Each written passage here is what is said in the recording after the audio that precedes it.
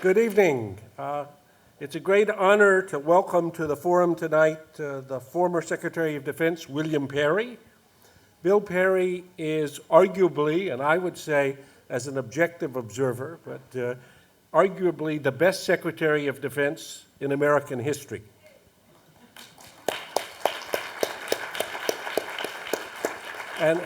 And I can't say about the future, but I think it's highly unlikely that he will be displaced by the current secretary. I'm also welcoming tonight a group that we think of as the local members of the Bill Perry Alumni Association, who include faculty members in the local community who had the great fortune to work for Bill Perry in some phase of our lives. And there are three chief ones right here in the middle of the front row. Our colleague John Deutsch, who's a university professor at MIT, who served as Deputy Secretary of Defense under Bill Perry. Another Deputy Secretary of Defense, John White, who's the Belfer Lecturer here at Harvard, and Ash Carter and I, who were Assistant Secretaries. And Joe Nye is off in some other country today, otherwise he would be here. So in any case, we're glad that this group is able to say that we're happy Bill's come back to town. Bill is not only a model Secretary of Defense, but I would say a model of a modern American public servant in what Kennedy School students and faculty, or many, would dream about, namely excellence in multiple dimensions. Excellence as an academic, excellence in business leadership, and excellence in government as Secretary of Defense. A genuine triple threat. He has been a professor at Stanford before, and now back again a professor at Stanford, where he and Ash Carter co-direct the Preventive Defense Project, which is a joint venture between Stanford and Harvard. He has founded and led several technology businesses, successful technology businesses, including ELS, and he served as Secretary of Defense. Among his many distinctions, I'll just simply underline three tonight, quickly. First, a special interest for those of us at the Center for Science and International Affairs. Bill has demonstrated the importance and indeed the critical nature of an understanding or literacy in science and technology for trying to do national policy. As Undersecretary of Defense in the Carter administration, he was a leader in what's now called the Revolution in Military Affairs, which applied next-generation technologies to defense challenges and brought us things like the stealth aircraft and smart bombs that performed so magnificently in Iraq in 1991 and again in 2003. He, as Deputy Secretary and then Secretary, he led the largest department of government.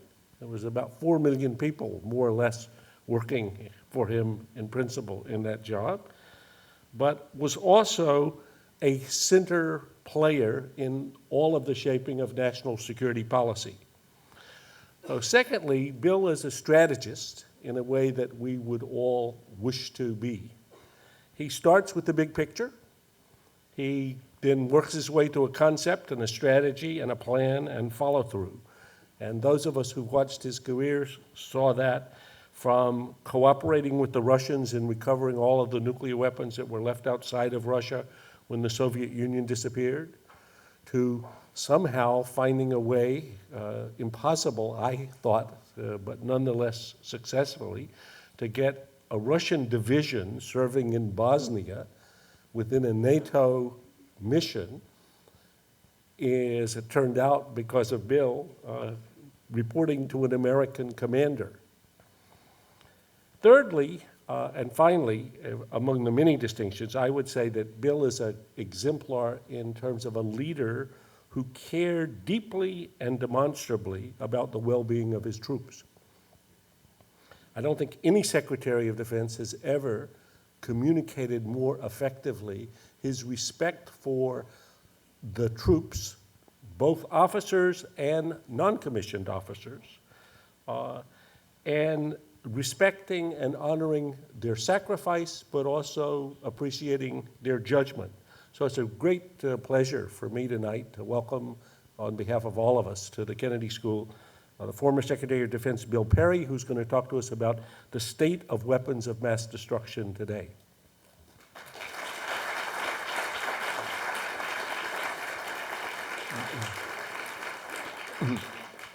Thank you very much, Graham, for that really generous introduction. In fact, it was so generous that I was sitting there thinking, every time I give a speech in the future, I'm going to invite you to come over and introduce me for the speech.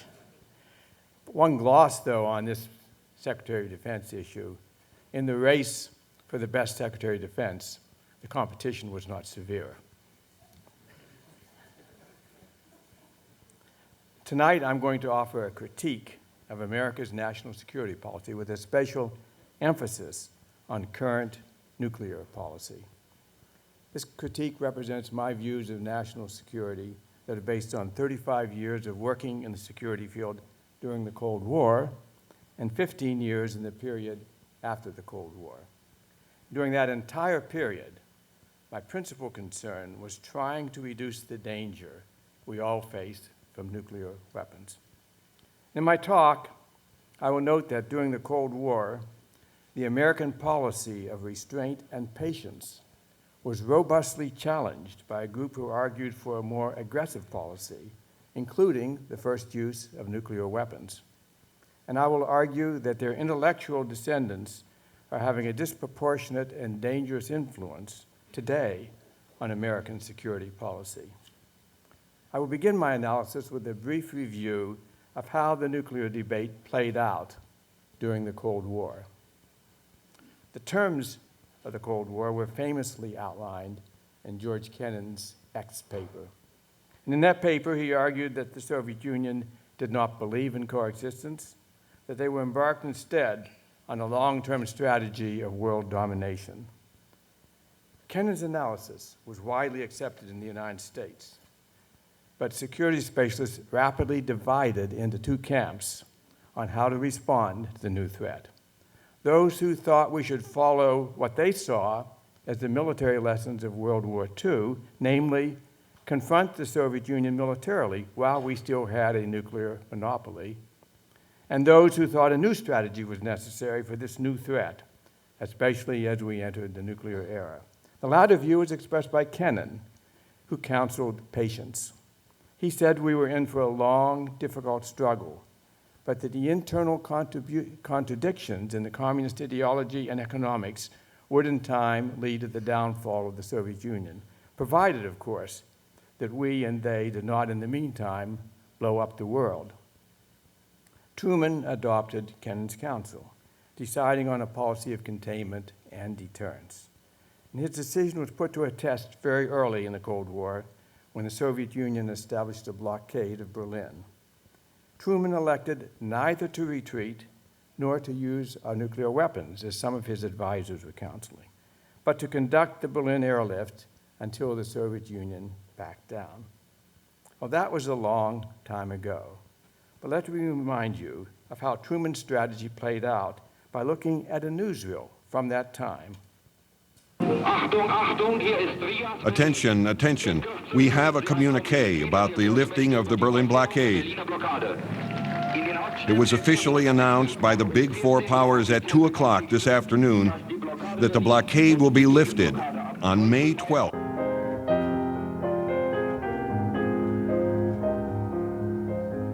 We were very ordinary people living in extraordinary times.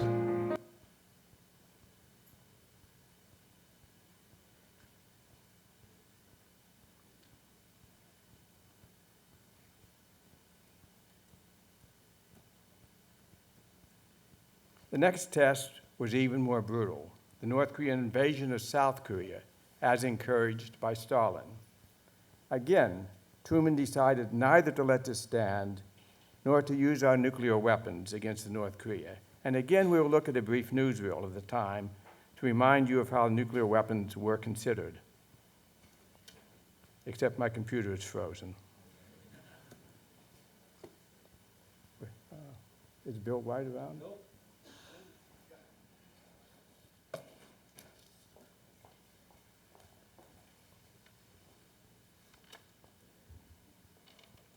Britain's There you Prime go. Minister Attlee flew to America on behalf of the Allies, seeking assurances against the use of nuclear bombs. And the talk of weapons of mass destruction was toned down. Truman chose another path. On December the 17th, he signed an emergency proclamation putting the economy on a war footing. The massive rearmament drive he launched would continue long after Korea and have a far-reaching impact on American foreign policy from then on. I wanted to remind you that in the Korean War, there was a serious consideration of the use of nuclear weapons. But Truman decided to confront North Korea with our conventional military forces instead, which after a difficult beginning swept the North Korean military forces out of South Korea and up to the Yalu River. At this point, the Chinese intervened and pushed our forces south with heavy losses. And again, Truman was urged to use nuclear weapons, this time by his military commander, Douglas MacArthur. MacArthur, of course, was fired for his insubordination, but went on to become a hero to those favoring the use of nuclear weapons, especially after his historic and emotional speech to the Congress. MacArthur, as his speech to the Congress forecast, did simply fade away after that speech. But his position on nuclear strategy did not fade away. Indeed, it was replayed many times as the Cold War progressed. It was the underlying agenda behind the fallacious charge that Eisenhower had allowed a missile gap to develop. It was the basis for the debate within the Kennedy administration during the Cuban Missile Crisis, and General LeMay being the most outspoken advocate of exploiting our nuclear advantage. Kennedy did take a hard line on Cuba, but did not accept the counsel to strike first. And again, let me remind you just how close we came to a nuclear conflict then. Khrushchev ordered his Navy ships to stay their course. The world anxiously watched as the high-powered showdown continued, with all-out nuclear disaster hanging in the balance. America held its collective breath as the president reiterated what was at stake. It shall be the policy of this nation to regard any nuclear missile launched from Cuba against any nation in the Western Hemisphere as an attack by the Soviet Union on the United States, requiring a full retaliatory response upon the Soviet Union. There was simply nothing ambiguous about what Kennedy said. Those were very scary moments, and those of you who lived through it will remember that. But happily, neither Kennedy nor Khrushchev were stampeded into the use of nuclear weapons, and the Cuban Missile Crisis ended peacefully. Through all of the Cold War, in the face of this robust and at times acrimonious debate, both Democrat and Republican presidents sustained the policies of Truman and Eisenhower. And in the end, these policies were successful. Deterrence worked. Containment worked. And we got through the Cold War without a nuclear bomb being detonated in Russian or American cities. Kennan's forecast of the Soviet Union failing because of its internal contradictions turned out to be correct, and his counsel of patience turned out to be wise. Indeed, it has been said, the last best lesson of the Cold War is patience. But the Cold War had only been over for a few years when we realized we were facing a different danger. Transnational terrorism, including the terrible threat of nuclear terrorism. Security specialists, accepting the reality of this threat, again divided over what strategy we should use to deal with it. All agreed that we should not negotiate with terror groups, but divided over whether to negotiate with the nations President Bush had called the axis of evil. Thus, during the entire first term of the Bush administration, the Secretary of State advocated negotiations with North Korea to deal with the nuclear weapons program, while the Vice President and the Secretary of Defense argued that the only way to deal with North Korean nuclear program was to effect regime change in North Korea. All agreed that we should be prepared to use our military to attack nations hosting terror groups, but divided over whether to use this military in preventive wars against the so-called axis of evil nations. Thus, President Bush got strong support for his invasion of Afghanistan, but divided the nation in its preventive war in Iraq. All agreed that in order to effectively fight transnational terror groups, we needed the support of allies and partners, but again divided on how far to accommodate the views of allies in order to get that support. Thus, the Iraq invasion occurred without the support, indeed the opposition, of traditional allies such as Germany, France, and Turkey. The history of the Cold War is relevant to this current debate because some of the people who argued during the Cold War for the use of nuclear weapons or for the buildup of massive nuclear arms are now in influential positions in the Bush administration. Indeed, these neoconservatives are the ones who have made the intellectual case for preventive war. Let me state my position as clearly and as unequivocally as I can about preventive wars. I support and have always supported the right of the United States or any country to use military force to preempt an imminent military attack. That right becomes particularly vital if that attack could include nuclear weapons. I supported the invasion of Afghanistan, both as a response to a deadly attack that had already been made against us and as a preemption of additional al-Qaeda attacks. I would have supported some form of military action against Iraq if that had been necessary to disrupt an ongoing nuclear weapons program. But it turns out that Iraq did not have such a program, and a strong case can be made that the inspection programs that were underway before the invasion would have been sufficient to prevent them from successfully pursuing such a program. And unlike Afghanistan, Iraq was not hosting al-Qaeda, the terror group that had attacked the United States. So it seems clear that the invasion of Iraq was not preemption, but in fact a preventive war. This preventive war is being justified in retrospect as necessary to bring democracy to Iraq and to bring peace and stability to the Mideast.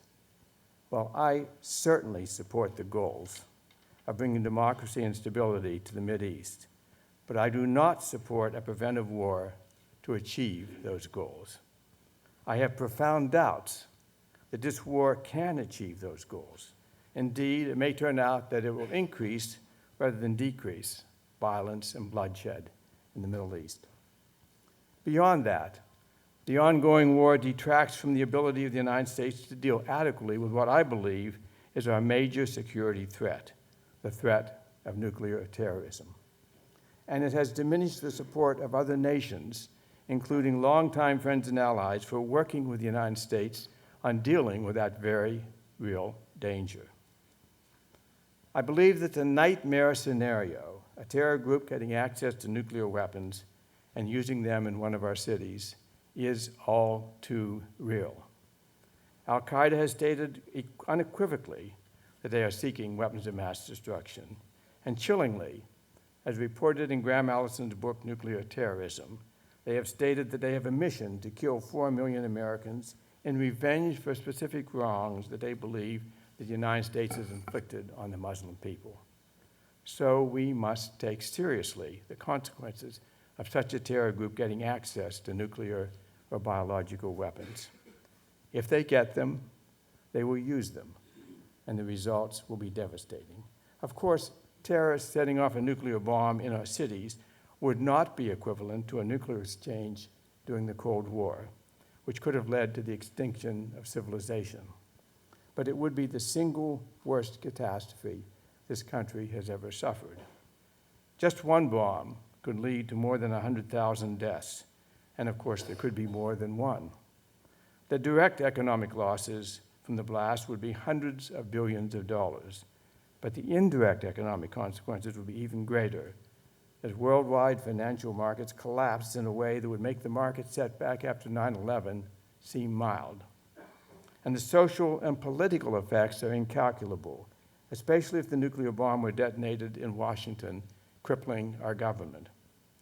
For all of these reasons, our government should be taking all reasonable steps to prevent this catastrophe. The centerpiece of the administration's strategy for dealing with the nuclear attack is the National Missile Defense System now being installed in Alaska. That system has been criticized for being technically deficient on the basis of its test firings, but that is almost beside the point. Even if it worked exactly according to its specifications, it is simply irrelevant to the threat of nuclear terrorism. Terrorists would not use a ballistic missile to deliver their bomb. They would use a freighter, or a truck. The Proliferation Security Initiative was established more than 2 years ago as an international program to interdict nuclear weapons or material being illegally transferred. This program is relevant to nuclear terrorism, but we should never believe that it is likely to be successful in preventing a nuclear power from smuggling a bomb to a terror group. A so-called tactical bomb could be put in a suitcase.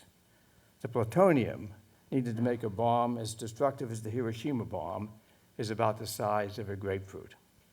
There is no interdiction system that exists or that is conceivable that would have a high probability of stopping a clever smuggler from transferring either of those. But there is some good news in this otherwise grim picture. No terror group is able to build a nuclear bomb from scratch. Only a nation state is able to manage a project of that complexity. For a terror group to get a nuclear bomb, they must buy or steal one from a nuclear power, or with more difficulty, put one together from the plutonium or highly enriched uranium that they buy or steal. So the key to success is to keep them from getting the bomb or the fissile material in the first place. That will require action on 3 different fronts, simultaneous action on 3 different fronts. First, dealing with the loose nukes problem. Second, keeping dangerous nations from going nuclear. And third, maintaining and strengthening the Nuclear Non-Proliferation Treaty. I'm going to discuss each of these in turn. Dealing with the loose nukes danger would be greatly facilitated by the dramatic reduction in the number of nuclear weapons, especially by the major nuclear powers, Russia and the United States. The United States and Russia should build on past nuclear arms agreements, moving as quickly as possible from thousands of nuclear weapons to hundreds. They have, in fact, been moving in that direction, but not fast enough given the urgency of the problem. And their last move, the so-called Moscow Agreement, has what I consider a fatal flaw. It only entails taking nuclear weapons off deployed status. The agreement should be modified to require dismantlement so that there is a major decrease in the number of nuclear weapons that are susceptible to being bought or stolen. As the nuclear powers reduce their nuclear stocks, they should also increase the protection given the remaining arsenal of nuclear weapons. The Nunn-Lugar program was established by Senator Nunn, Senator Lugar, to facilitate both dismantlement and protection. This program was established in 1991 when Senator Nunn and Senator Lugar, concerned about the huge store of weapons and materials in the former Soviet Union, invited Dr. Ash Carter and myself to join them in a first-hand survey in Russia and Ukraine. The Nunn-Lugar program was conceived on the airplane trip back to the United States, and shortly thereafter was passed by the U.S. Congress. Just 2 years after that trip, I became the Secretary of Defense, and Ash became the Assistant Secretary of Defense. And together, we inherited the responsibility for implementing that program. We soon discovered that it's easier to offer advice to the government than it is to implement that advice.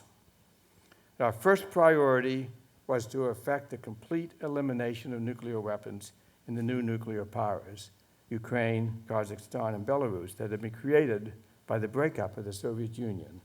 At the time, Ukraine was the 3rd largest nuclear power in the world, and Kazakhstan was the 4th largest in the world. Using the Nunn-Lugar to achieve this goal required patient diplomacy to get the necessary cooperation of the states infected and dozens, literally dozens of trips to oversee the dismantlement. I'm going to show you a video clip formed by splicing together newsreels taken by Moscow TV and Kiev TV of 4 of these trips. These newsreels were widely shown in Russia and Ukraine, but not in the United States. So this is the first time, I think, for you to see these. Let's see if this will play now.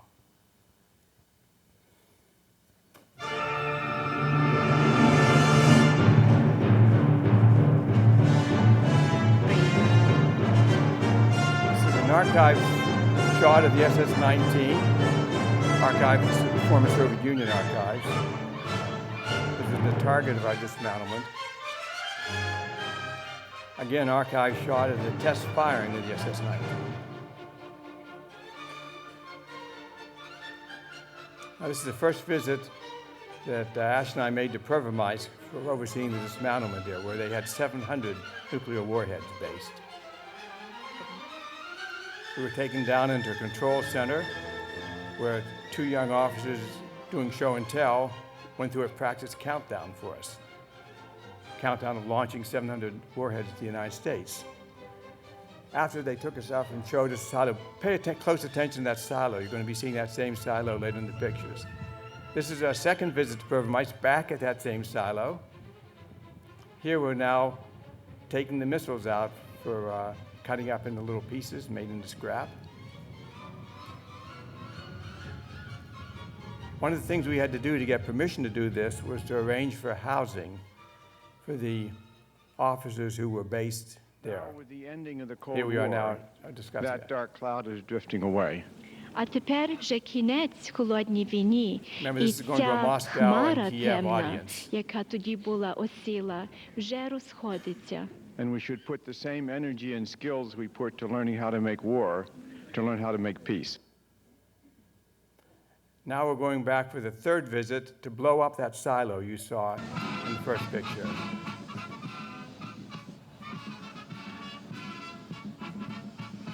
Пан міністр оборони, почесна варта, на честь вашого прибуття вишикована. I never imagined I'd be at the Kiev airport, met by an honor guard playing the Star-Spangled Banner.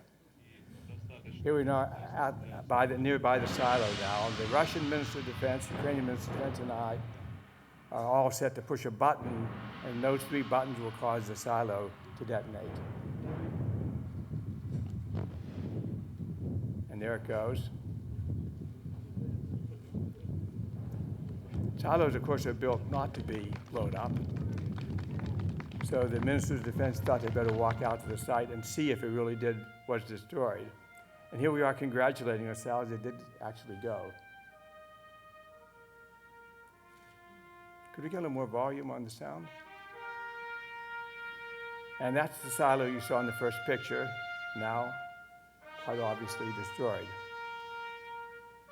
Here's our last visit to Prvomaisk, Put in. I at the told housing site now. the couple who lives here about the line from Voltaire's Candide. Я сказав сім'ї, яка тут проживає, про одну з моїх улюблених цитат із роману «Кандид», автор Волтер.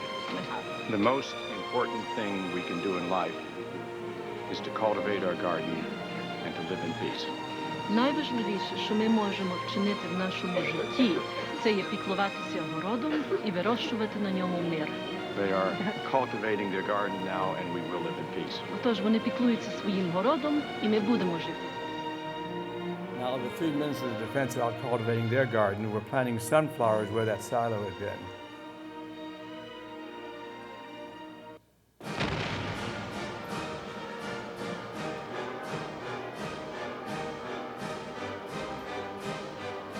We're very pleased with ourselves. This is 4 months later. Sunflowers actually grew.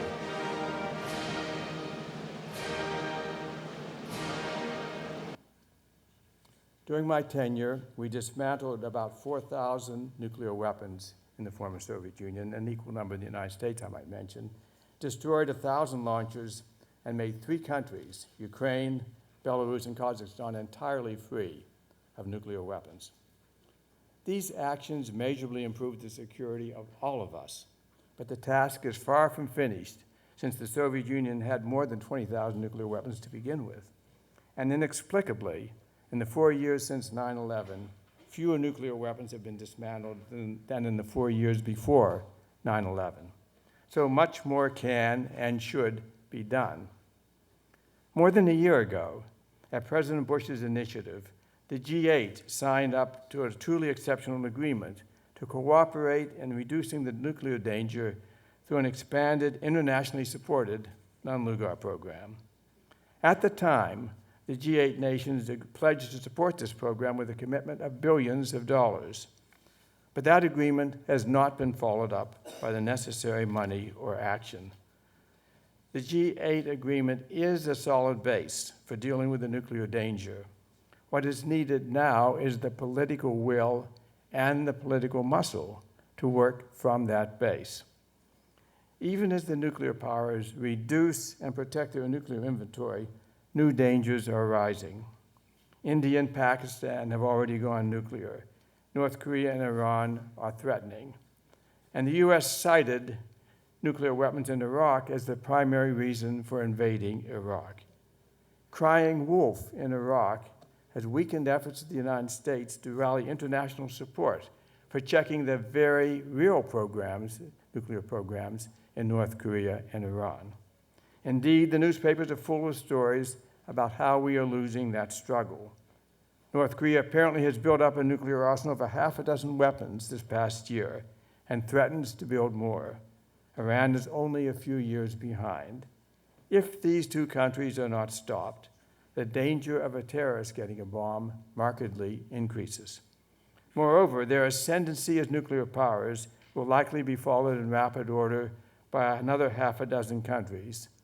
If this happens, it will be the gravest failure of diplomacy in our lifetime, and the consequences likely will be catastrophic. I believe that neither Iran nor North Korea will easily give up their aspirations for nuclear weapons. And so successfully dealing with this problem without going to a disastrous war will require all of the diplomatic skills of the United States and of the concerned international community. To illustrate this point, let me consider the problems we have faced with North Korea. In June of '94, we came close to a second Korean War over North Korea's nuclear weapon program. The North Koreans had a nuclear reactor located near a town called Yongbyon, nominally for the purpose of generating electricity and under supervision of the International Atomic Energy Agency. In May of '94, as the reactor completed its fuel cycle, the North Koreans announced that they were withdrawing from the Nuclear Non-Proliferation Treaty and ordered the international inspectors to leave.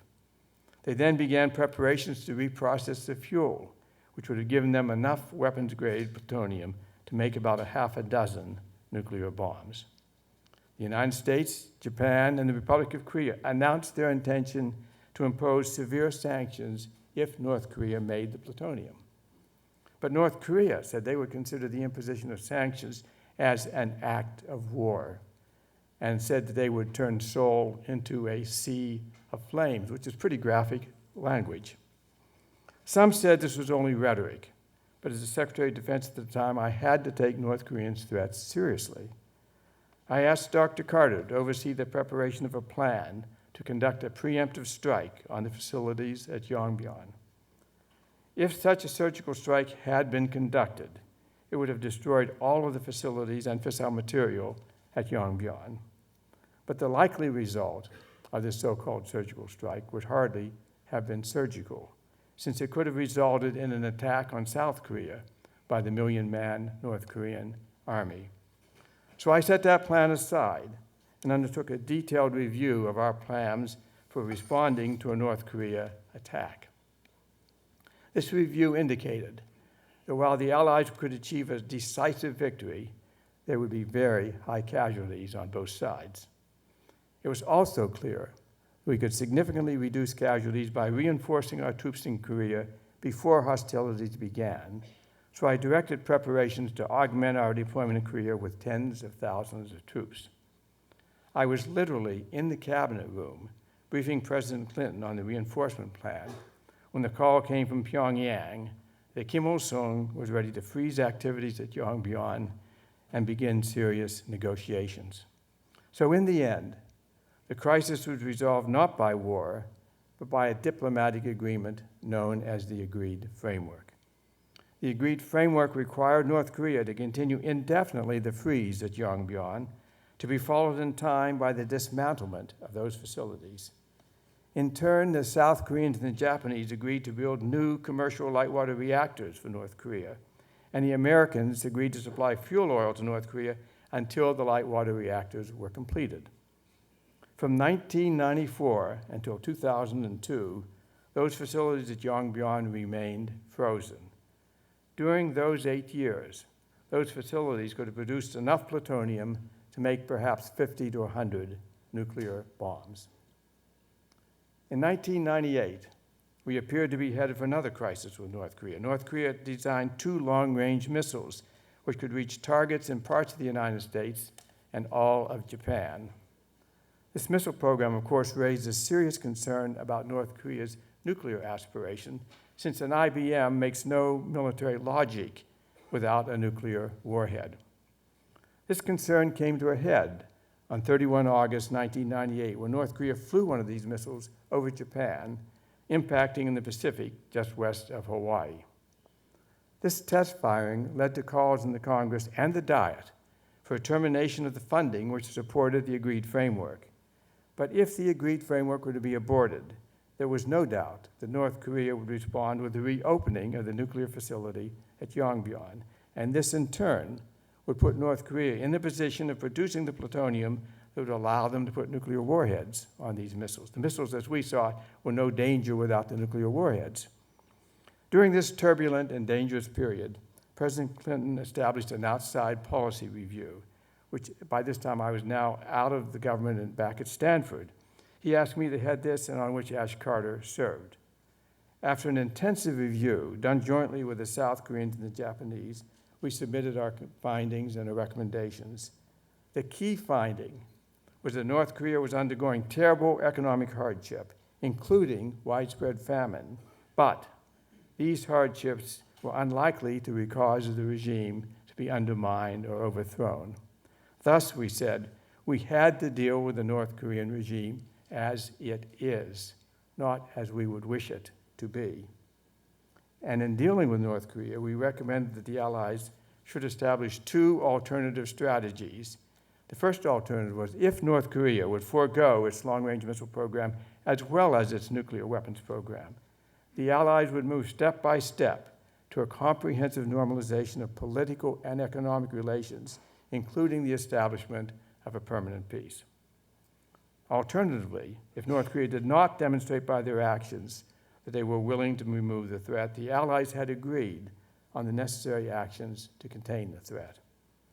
In May of 2000, I led an American delegation to Pyongyang to present those alternatives to the North Koreans. During the talks, it was clear that the North Koreans were seriously interested in the positive alternative. They saw clearly that this would open the path to economic development in North Korea, which they desperately needed. But they feared that the communication entailed in economic contact with the outside world would put at risk the closed society that has kept their regime in undisputed control in North Korea. After those talks, a general thawing occurred in relations with North Korea. South Korea and Japan each held first-ever summit meetings with North Korea. Secretary Albright made an official visit to Pyongyang, where she met with North Korean senior officials and invited Kim Jong-il to come to Washington. Kim Jong-il responded to this invitation by sending a senior emissary, Marshal Joe, who was a senior military man in North Korea, where he met with Secretary Albright and President Clinton. My judgment at the time was that the United States was within a few months of getting the desired agreement from North Korea. But at that critical junction, a new administration took office. A few months later, President Kim Dae-jung from South Korea visited Washington to get a confirmation of policy continuity. On his arrival, Secretary Powell vowed to continue the North Korean policy of engagement that was set by President Clinton. But the next day, When President Bush met with President Kim, Bush disowned the Clinton policy and said he would create a new policy. Engagement with North Korea was broken off, and for the next year and a half, there was neither dialogue nor a new policy. Whatever policy might have originated was preempted by the discovery in 2002 that North Korea had undertaken to secretly start another nuclear program. The new program, at a covert location separate from Yongbyon and based on highly rich uranium instead of plutonium. And with this evidence in hand, Assistant Secretary Kelly went to Pyongyang and confronted the North with our findings. They at first denied the existence of the uranium program, then became defiant and said it was necessary because of our hostile attitude. The Bush administration then cut off the fuel oil they had been supplying under the agreed framework and persuaded Japan and South Korea to stop work on the reactor called for in the agreed framework. This is a picture of the reactor as it stood in 2002 when that work was broken off. North Korea, in response to this cutoff, ejected the international inspectors at Yongbyon, reopened their reactor, and announced they were starting to reprocess the fuel rods. These actions effectively nullified the agreed framework. For the next 9 months, the United States and North Korea were in an essential standoff, with no real dialogue and with North Korea continuing to operate their facilities at Yongbyon. During this period, China became increasingly concerned and pressured North Korea for multilateral meetings. As a result, there have been 4 meetings in Beijing, the last 3 involving 6 parties: the United States, North Korea, China, Russia, Japan, and of course the Republic of Korea. And a 5th meeting is planned next week, as a matter of fact. The first 3 meetings in Beijing, all in the first term of the Bush administration, made no apparent progress. The 4th meeting, held this past September by our new negotiator, Ambassador Chris Hill, resulted in an understanding. The essence of the understanding was the North Koreans said they would be willing to give up their nuclear weapons under the right conditions. The United States assured North Korea that it would not initiate military force to overthrow their regime, and all sides agreed that North Korea was entitled to have a peaceful nuclear program. But the day after the meeting concluded, there were conflicting reports from Pyongyang and Washington as to what the 3rd component of that understanding really meant. Washington said that full disarmament is the first step. Then they will consider North Korea's request for a new light water reactor. Pyongyang says that the light water reactor must be provided before any disarmament begins. That is a fundamental misunderstanding about the understanding. So I'm not optimistic that the next meeting, scheduled for next week, will result in a final agreement. In the meantime, the North Korean program moves forward at full speed. We have substantial and solid information about their plutonium-based weapon program. It is certain that they have the fuel for making 8 to 10 nuclear bombs. It is highly probable that this fuel has been reprocessed to make plutonium. It is likely that the resulting plutonium has already been used to make some or all of the bombs, and it is certain that the North Koreans have restarted the research reactor at Yongbyon to make even more plutonium. We have much less confidence in information about the uranium-based program. American government officials have said that North Korea has a covert weapons program based on highly enriched uranium. The North Korean government says they do not. A Pakistani scientist said that he gave technology materials to North Korea for a highly enriched uranium program. Libya reports that they have bought material and equipment for a highly enriched uranium program from North Korea. A reasonable conclusion is that North Korea does have a highly enriched uranium program, but probably not close to production. The imminent danger is from the plutonium program, not from the uranium program. I will now turn very briefly to Iran, which every month becomes more entrenched in their nuclear program. Curtailing Iran's nuclear ambitions requires, I believe, a deal whereby Iran gives up the right to control the nuclear fuel cycle, and in return is guaranteed a continuing and reasonably priced supply of fuel for their power reactors. The model for this agreement could be the agreement Iran has already reached with Russia on the Bushehr reactor, but it needs to have the full guarantee of an international body such as the International Atomic Energy Agency. Our failure to deal effectively with Iran highlights the inadequacies of the Nuclear Nonproliferation Treaty as it is presently being enforced.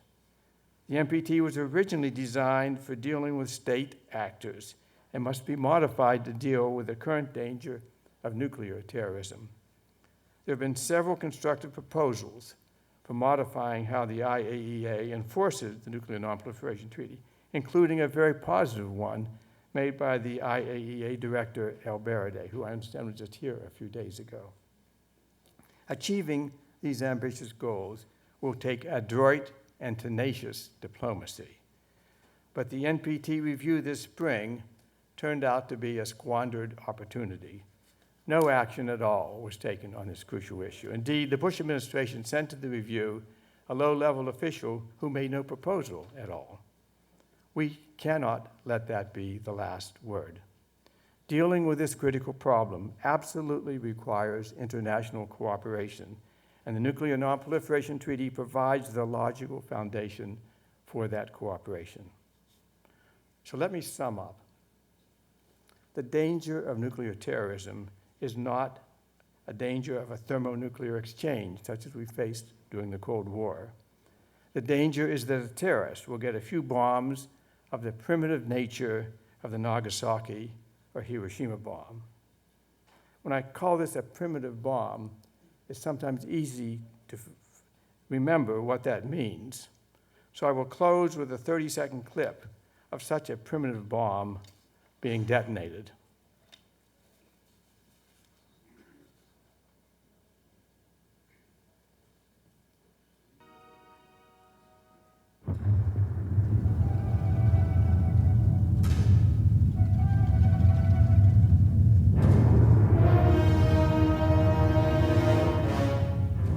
The blast instantly raised temperatures to 10 million degrees, releasing a force of 1 million pounds of pressure, vaporizing the tower and all desert life within a half a mile. The intensity of light was sufficient to cause temporary blindness to an observer 10 miles away. This is the size of a bomb we are thinking of that a nuclear terrorist might be able to use in one of our cities. During the Cold War, the Russian physicist Andrei Sakharov wrote to Stanford professor Sid Drill.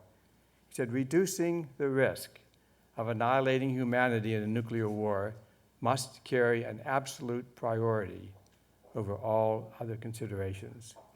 And during the Cold War, so it did. And so it should be today. Thank you.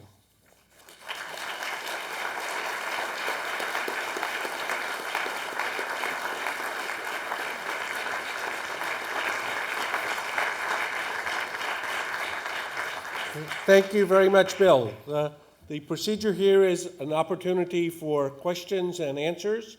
Questions are short and to the point, one question per customer, and there are microphones on the ground floor and at the loges, if you'll just line up. And this gentleman's first. Please introduce yourself. My name is Herman Soot. I'm at the medical school. One, I would like to say I very much enjoyed your presentation. But I would like to ask you from the point of view of the Iranians, why should they step back from getting nuclear weapons when the United States has officially declared that Iran is part of an axis of evil, and the United States government has officially stated that they believe in the policy of preemptive war, including the use of nuclear weapons? It would seem to me that the Iranians have a very good rationale for trying to protect themselves, because they can look right next door and see what happened to Iraq, and they didn't even have one. So the question is, from Iran's point of view, if you were given the mission as you were given when you went to North Korea to persuade them that they don't need a nuclear bomb, given where the world is today. Yeah, for all of the reasons you stated, persuading Iran to give up a nuclear weapon is a real uphill struggle. They have many compelling reasons for wanting to have a nuclear weapon, and they firmly believe in it. On top of the reasons you gave, there's also a feeling of national pride, and prestige, which plays a role in thinking, as it did in the role of India and Pakistan. Pretty much all of those reasons apply to North Korea, too. And dealing with North Korea was very difficult. It took, as I said, adroit and tenacious diplomacy. It took the United States willing to give up things that it ordinarily is not willing to give up. And it took considerable economic incentives from, in the case of North Korea, from South Korea and Japan, to make it seem plausible to North Korea they should be willing to give up the nuclear program. I believe it is very difficult but possible to craft together a similar program with Iran, but we are not on that path right now. And so I think we're on the path where the outcome will be, as you suggest, with Iran proceeding with the nuclear weapon program. Up in the lodge at the point 2, and please introduce yourself.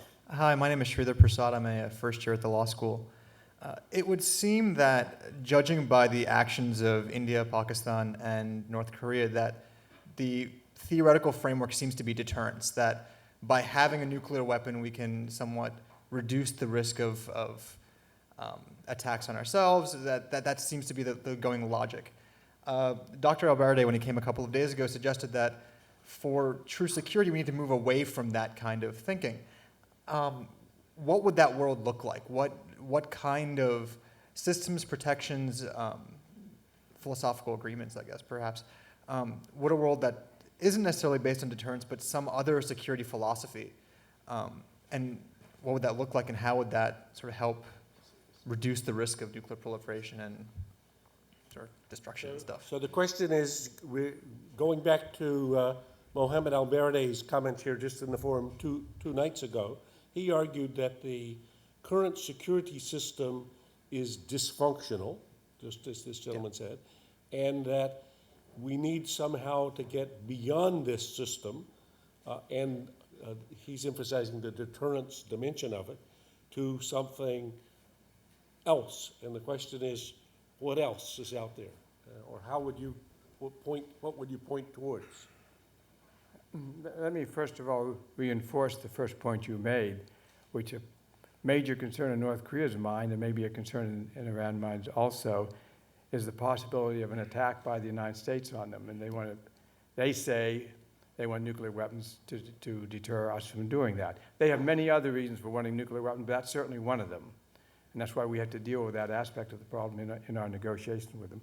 When I was in Pyongyang, I requested a meeting with a senior general over there who had not been on our agenda originally.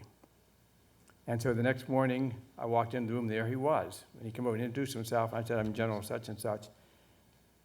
This meeting, he said, was not my idea. I was directed to come to meet with you. I don't think we should be even discussing giving up our nuclear weapons. And so I like to talk to somebody that's direct. This man was direct. So I said, well, why not? Why do you feel you need nuclear weapons for our security? Security against whom? And he looked at me incredulously and just pointed at me, in the United States. And then he went on to say, this is at the time, by the way, when we were doing the Kosovo War and we were bombing Belgrade. And he said, we will not be another Yugoslavia. If the United States bombs Pyongyang, you will find nuclear bombs going off in your cities, not excluding Palo Alto. He really knows how to speak directly to me. So it's an anecdote, it's a true story, and the thing about it was that North Koreans, Iranians, and others who feel isolated in the world truly believe they need nuclear weapons for their own security. Therefore, persuading them that there would be more harm done than good from these nuclear weapons is a tough job. It requires a combination. What worked with North Korea was a combination of security issues, including from the United States, a willingness to pledge non-aggression and have the Chinese and the Russians attest to that pledge, and economic incentives, which in the case of the North Koreans were coming from South Korea and Japan and from China. So it is a hard struggle, and it requires some combination of security issues and economic incentives. In the case of Iran, I am not at all sure we can succeed in doing that, but I think we ought to try, and we're not trying right now. In the case of North Korea, I'm confident that we could have had that deal with North Korea had we continued on the path we were on. So as difficult as it is, I think it's possible to craft an approach which will cause those nations to be willing to give up their nuclear weapons, which is not only in the long run good for them, it's really good for everybody in the region, indeed for the whole world. Up here in the next lodge, please, and introduce yourself. My name is Alexander Rossolimo. I'm chairman of the Center for Security and Social Progress, a think tank. Dr. Perry, a number of organizations have been warning of the threat of nuclear terrorism for many years. Our own organization, for instance, started this work in 1991, and in 1995 we proposed that the US undertake a New Manhattan Project against the threat of terrorism with WMDs. Meanwhile, most publications not even publish the articles except for the Wall Street Journal, the Washington Times, and the International Herald Tribune. The New York Times and the Washington Times not touch that. So my question is, why has it taken the United States almost 15 years to address this issue head on? Has it taken the tragedy of 9/11 to stimulate the US government to act forcibly? So the question is the one we were doing at lunch today, which you addressed, which basically is why, given the reality of the risk of a nuclear bomb going off in one of our cities or many cities, as you assess it, why does it take so long for us as a society to get it, and what would it take for us to get it? Let me say, first of all, I don't think we get it yet. It isn't just it's taken 3 years or 5 years. I don't think we are there yet. And I wish I understood the reason for that. At the public level, I think the reason is probably twofold. First of all, it is hard for them to grasp the significance of what's involved here. And even if they grasp the significance, they say, what can I do about it? During the Cold War, as you remember, when people were concerned about a nuclear danger, I mean, the government has a problem on the one hand, trying to convince people of the danger without terrifying people. And during the Cold War, their approach to that was the Civil Defense Organization put out a whole series of movies telling the citizen what he could do in the case of a nuclear attack. And if any of you are old enough to remember those movies, as I am, you'll know that the summary of their advice was duck and cover, which in retrospect seems surrealistic. But that's what we were recommending those, I guess because the government wanted to have something positive to say to people. But why people don't get this issue is, I think, fairly easy to understand. Why the government doesn't get it is harder to understand. And I think our government still doesn't get it. We give lip service to it, but we do not take the appropriate actions. Please. My name is Deborah Decker. I'm a mid-career MPA student here. My question is on KEDO, the Korean Economic Development Organization. Apparently, what I'd heard is that the Koreans were frustrated at the pace of the building of the reactor. I don't know how long it takes to build a light water reactor to provide energy to a country, but when I interviewed some Americans and Koreans in 2001, I guess, they were going back and forth as to whose fault it was that it was taking so long. North Koreans hadn't designated a site. Could you provide some balance to this and some background for, why it took so long to make good on the pledge? The KEDO is the Korean Energy Development Organization. It was the organization set up to implement the agreed framework, which involved the building of 2 light water reactors by the South Koreans and the Japanese, and the providing of the fuel oil by the Americans until such time as the reactors were done. There were continual problems with our side of the implementation. In the US, every year, when I was Secretary of Defense, I had to go to Congress to get this relatively small amount of money to buy the fuel oil to give to the North Koreans. And every year it was a battle. And I mean, every year I just had to put my personally put myself on the line in order to get the Congress to agree to it, because a majority of Congress did not favor doing it. Why should we be giving fuel oil to the North Koreans, was the question. These are bad people. Why should we be giving them fuel oil? And the answer was because we don't want nuclear bombs going off in the city. But it's a little hard to get the connection, to get people to connect that particular dot.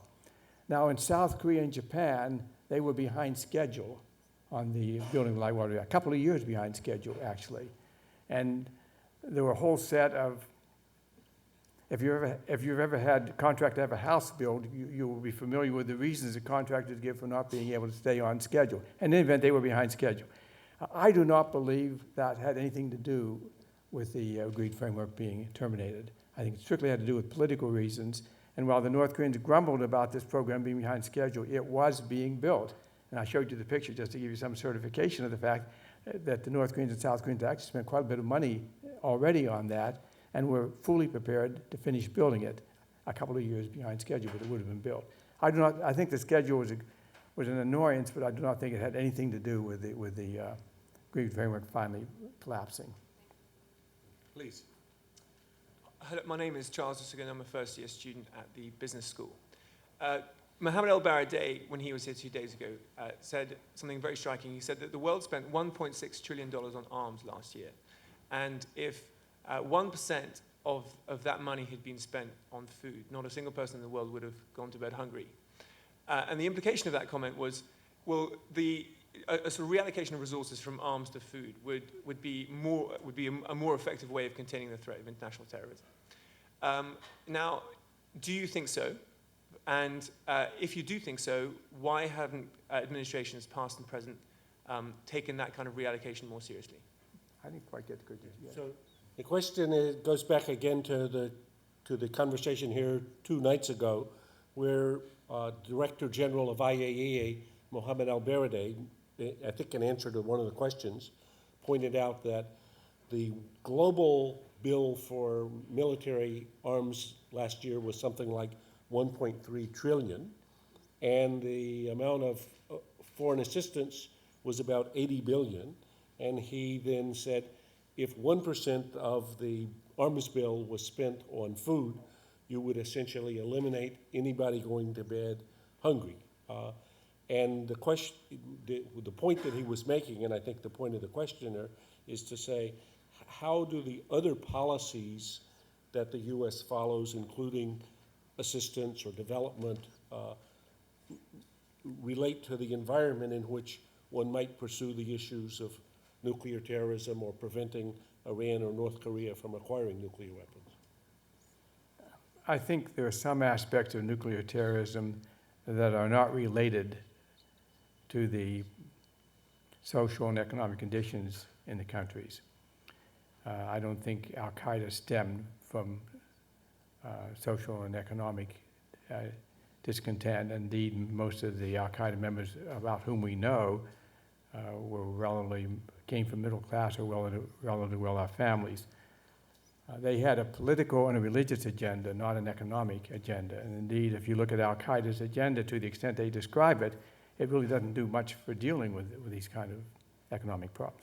Having said that, let me get now to the point that you were making here, which I think is very important, that for terrorists to succeed, for insurgents to succeed, they have to live in an environment. And the environment, and if it's a supportive environment, as our insurgents now have in Iraq, they can become very formidable. And so it's greatly to our advantage to try to deal with these underlying social, political, and economic problems which make fertile breeding ground for terrorists. Now, the fact that the terrorists are not really concerned with those issues themselves and are simply exploiting them is sort of beside the point. We're not trying to convert the terrorists, we're trying to take away the supportive environment in which they live. We are doing, in my judgment, a very poor job of that today, and consequently, if we believe, as we seem to believe, that if we can kill 100 terrorists, we have reduced the threat to the United States by that amount, this is a delusion, because sometimes killing 100 terrorists creates another 500. we must indeed, I think, deal with the question of the environment in which terrorists are operating and in which insurgents are operating, and we are not doing that today. We've got two final questions from the lodges, please. Hi, my name is Josh Potashnik. I'm a junior at Harvard College. It seems to me that the most common response to the arguments that you've raised in your speech is that political agreements with countries like Iran and North Korea are simply unenforceable, that you can't trust them to keep their word, they'll find a way to cheat, and that that's not an effective way to prevent them from acquiring weapons. They often cite North Korea as an example. Do you think the applied framework in North Korea in 1994 could have been structured better to avoid that problem? And in general, what do you say to people who make this argument? Yes, I could have negotiated a much better agreement, the agreed framework, had I been able to sit on both sides of the negotiating table. But that luxury was not afforded Ambassador Gallucci. My own estimate is he got probably about the best agreement he could get from that. Now, to be clear, the agreed framework did not, and we understood at the time, did not resolve the problem which led the North Koreans aspire to have nuclear weapons. It just contained it. And what it got us, in fact, was 8 years of a freeze at Yongbyon. And as I said in my talk, during those 8 years, they could have built 50, 100 nuclear weapons. So we got something for it. What we did not get from it was a resolution of the problem which was motivating the North Koreans to move toward nuclear weapons. In the negotiations and discussions that we had at Pyongyang a few years ago, we tried to present to the North Koreans a more comprehensive package, one which dealt with the security issue of nuclear weapons and as they saw the threat from American forces, but at the same time dealt with the economic problems that they were confronted and find ways of trying to deal with that. I think over the long term, if you're going to deal with a country like North Korea and Iran, the first goal is to stop the immediate problem, the immediate hemorrhaging, and the agreed framework did that in 1994. And then the broader problem is to try to deal with the underlying issue which has caused the problem. But the argument is that by going for that short-term goal, that the long-term goal becomes more difficult, that by negotiating these agreements, you prop up these regimes. How do you respond to that? That's certainly right. In fact, there is, as we speak, within the current administration, a raging dispute as to whether we should even be talking with or negotiating with the North Koreans, because we only, by doing that, only prop up the regime. And to the extent we negotiate an agreement with them, we prop up the regime. My answer to that now is the same as it was when I did the policy review, which is this government is not about to collapse in North Korea. So if we want to deal with the North Korean nuclear problem, we have to deal with that regime. I think I said in that speech, we have to deal with the North Korean government as it is, not as we would wish it to be. We would wish it to be something very different than it is.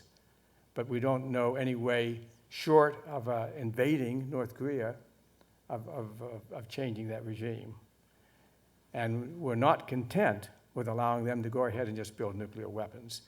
So given those alternatives, the least unattractive alternative is negotiating with the regime. But as you negotiate with them, understand that this is a regime which has a history of duplicity. And therefore, you try to build in as many controls as you can, as many checks as you can, so that if they violate the agreement, you know about it as soon as possible and can take remedial actions. Last question from the Lodes, please. Hi, thank you, Dr. Perry. My name is Jongju Lee. I'm the second-year Kennedy School student. I think my question is pretty related to his question, but it's much more focused on recent six-party talk. You said you do not project that we can have any viable agreement at the next round of six-party talk because there are significant difference in interpreting the recent agreement between North Korea and US. So it seems to me we are going back to the starting point where we don't have any agreement. So do you think that the recent agreement at fourth round of six-party talk does not make any difference? So if that's the case, how can we break the kind of repetitive conflicts between North Korea and US? I mean, we get the agreement and then going back to we do not devalue it and we don't have the different interpretation or terms, something like that. So the question is about the six-party talks, and specifically about whether the joint statement that was agreed is something significant, or because the contrary interpretations the day after, not significant. And secondly, related to that, if it's not what we need, what else is feasible in this situation? Very good question. My own judgment is that the September understanding was significant, notwithstanding the disagreement over the third element. But it was significant in that both the United States and North Korea are indicating a serious intent to try to reach an agreement. But it's also clear they have not reached it yet. There's still a major disagreement about how to deal with the light water reactor question. Now, the resolution to the problem which was posed by these two competing approaches was already embodied in the agreement on the agreed framework, which said, see, what's being proposed here is the United States saying we don't really trust North Korea, therefore we want to see the dismantlement before we give them the reactor.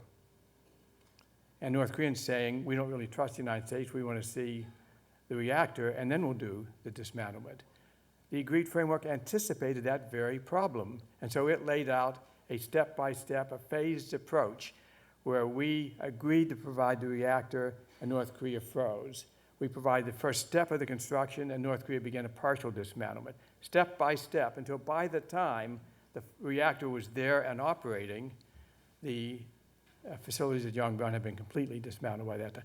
The only solution I can see to this problem is to go back to basically what we, facing the same problem in 1994, we come up with a step-by-step, a phased solution.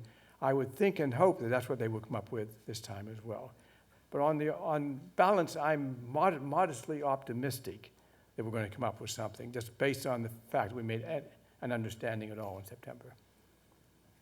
Well, let me ask you to join me in thanking again Bill Perry for coming, and we hope he comes back soon.